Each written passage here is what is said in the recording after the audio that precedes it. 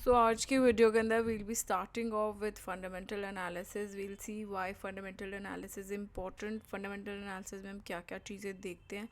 पहले we should know the term what is fundamental analysis. Fundamental analysis basically हम use करते हैं in order for us to know whether the company has a good health और not. अगर उसकी financial health is not that great, we won't invest as an investor.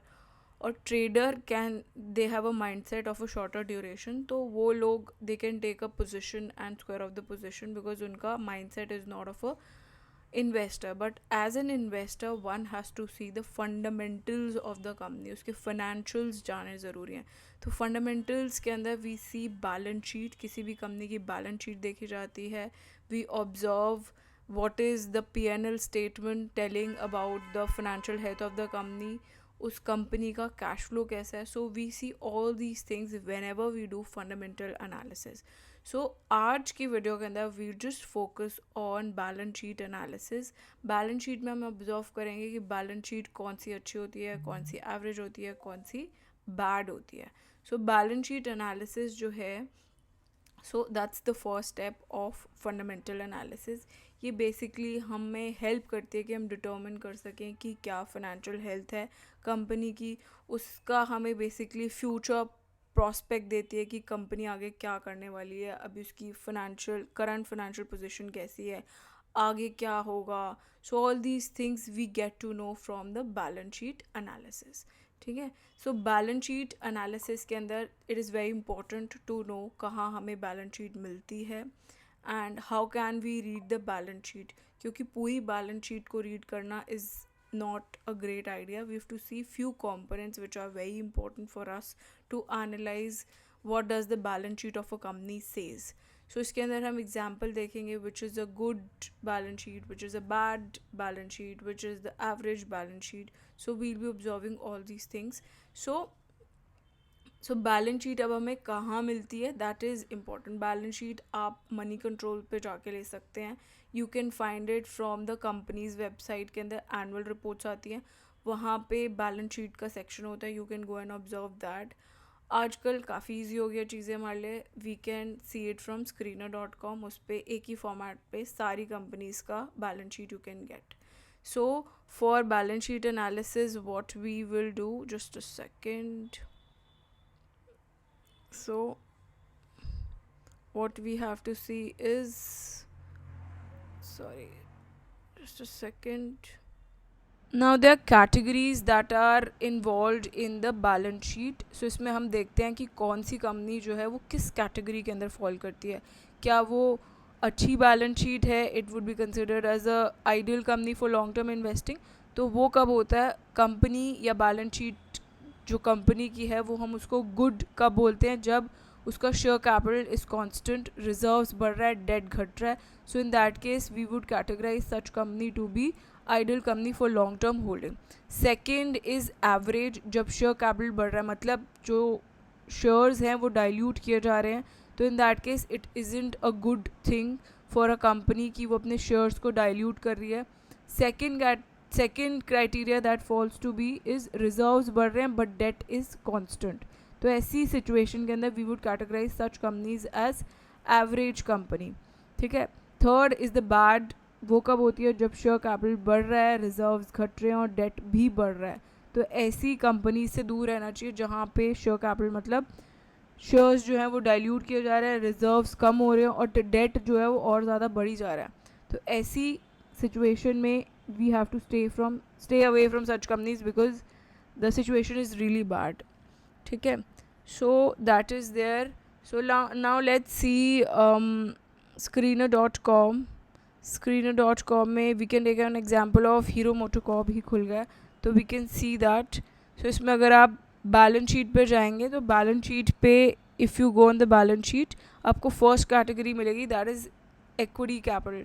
तो equity capital is constant, that is the first criteria only कि good balance sheet को हम क्या बोलते हैं, जब का share capital is constant, reserves अगर आप देखोगे दैट इज़ इंक्रीजिंग और डेट जो है that has increased a little bit but इतना ज़्यादा नहीं बढ़ा। तो डेट को हम ऐसे नहीं देखते कि इट इज़ इंक्रीजिंग और decreasing, we have to see the proportion in comparison to the reserves कि अगर रिजर्व्स इतने हैं तो उसके कंपैरिजन में बोरोइंग्स कितनी है, बोरोइंग्स जो है वो बहुत ही कम है, तो in that case it can be considered good because ये 5% से भी कम है.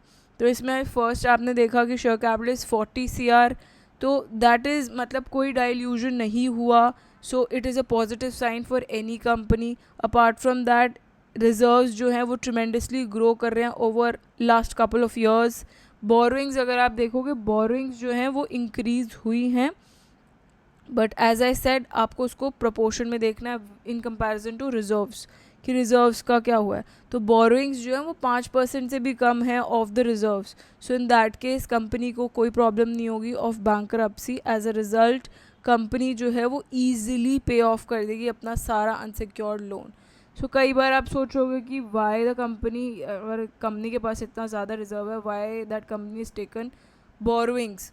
तो उस केस में well place company generally unsecured loan लेती हैं कि वो अपना मनी जो है डेट से पूरा कर दे instead of taking money from the revenue. So when company want to retain revenue for profit sharing and reserves, तो उस केस में कंपनी डेट लेती है. कई बार it is also considered good practice. So ये जो कंपनी है this would fall under the category of good companies. Now next company जो हम देखेंगे दैट इज़ ITC. देखते हैं ITC में अगर आप जाएंगे तो ITC में if we go to balance sheet में अगर आप जाएंगे तो शेयर कैपिटल आप देख रहे हो बढ़ रही है, मतलब जो शेयर्स हैं वो डाइल्यूट हो रहे हैं. बट कोई ज़रूरी नहीं है कि अगर शेयर कैपिटल जो है वो बढ़ रही है तो उसका मतलब है कि it's a negative thing only. But अगर कंपनी जो है वो डाइल्यूट कर रही है shares for bonuses of share या ESOPs के लिए, तो उसको हम गुड कंसिडर कर सकते हैं. ठीक है, so that can be a decent move. अगर कंपनी डाइल्यूट करती है अपने shares to run the business, then in that case it's a bad move. Second, अगर हम रिजर्व्स देखते हैं तो रिजर्व्स हैज़ बीन इंक्रीजिंग. थोड़ा सा सितंबर 2023 के अंदर थोड़ा सा डिप आया, नॉट दैट मच. ठीक है, बोरोइंग्स अगर हम देखेंगे तो बोरोइंग्स जो हैं वो भी कम हुई हैं, ज़्यादा नहीं हुई हैं. तो बोरोइंग जो है वो in fact if you compare it with the reserves it is less than 1%. तो ऐसी सिचुएशन में it's a strong company because balance sheet has a low chances of being bankrupt. काफ़ी अच्छी बैलेंस शीट है.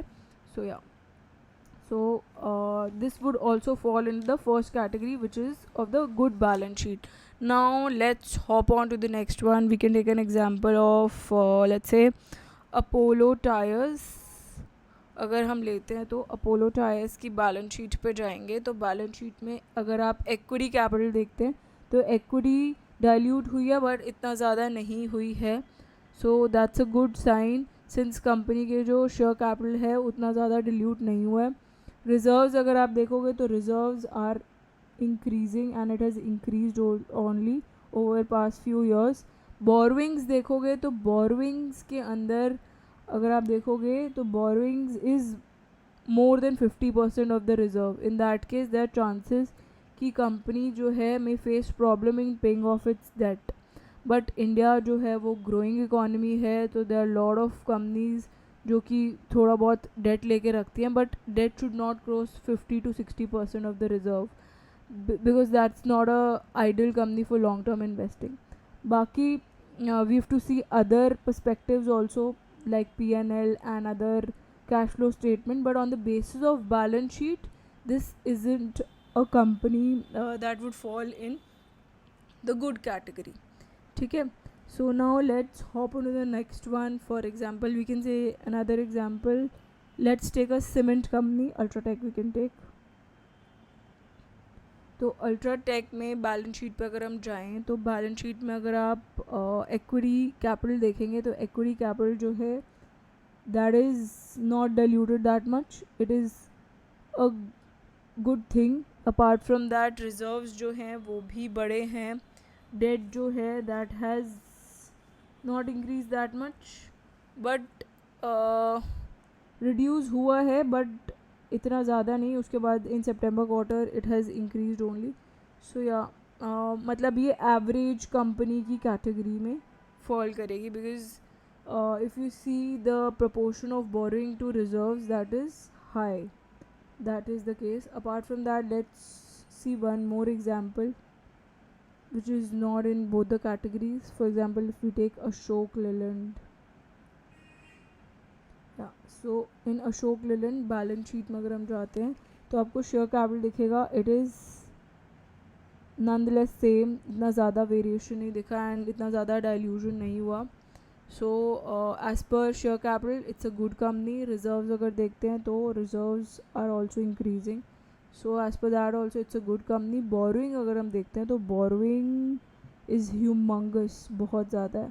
रिजर्व्स बहुत कम हैं, बट अगर हम बोरोइंग्स देखते हैं तो borrowings are really high.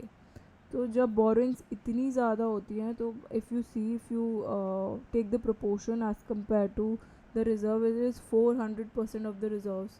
So company would require 4 times the reserve to pay off its debt. So ऐसी सिचुएशन में since but Ashok Leyland as we know इसकी parent company is really strong which is Hinduja. So ऐसे cases में chances are कि company bankrupt नहीं होगी because इसकी banking और सपोर्ट काफ़ी स्ट्रॉन्ग है. But as per the balance sheet analysis company is not that strong. But अगर हम पेरेंट कंपनी को देखते हैं, होलिस्टिक व्यू करेंगे तो as per that we'll make a different decision. But आज जो हम बैलेंस शीट एनालिसिस कर रहे हैं तो बैलेंस शीट एनालिसिस के अकॉर्डिंग कंपनी का balance sheet is not strong. But as I said, strong parent company की बैकिंग है विच इज़ हिंदुजा.